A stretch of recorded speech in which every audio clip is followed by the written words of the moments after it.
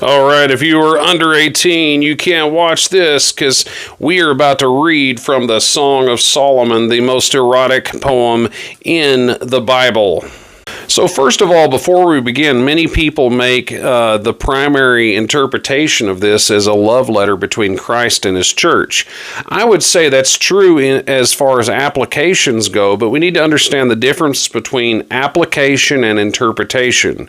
There is one interpretation of every scripture, but there are almost an infinite number of applications, and one of them can be Christ and his church.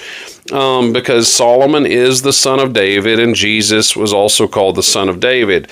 Now we know Solomon, he went after many foreign women, and they turned him after their gods.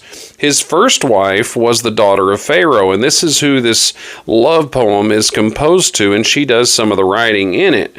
But it seems like he should have just stuck with her, even though she came from a different cultural and religious background.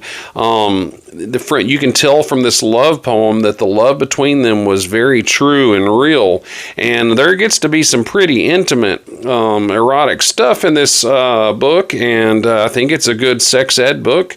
But we'll begin with the first verse. It says, "The Song of Songs, which is Solomon's." Now, Hebrews, Jewish people have always referred to the Song of Solomon as the greatest love poem of all time. They say the greatest love story is the story of Ruth. And I would happen to agree.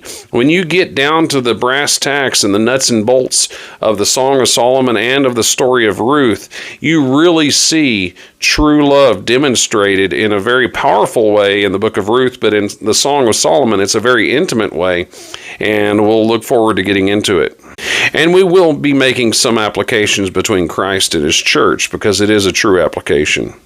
But we'll deal primarily with the interpretation of it, which is a poem between Solomon and his first love.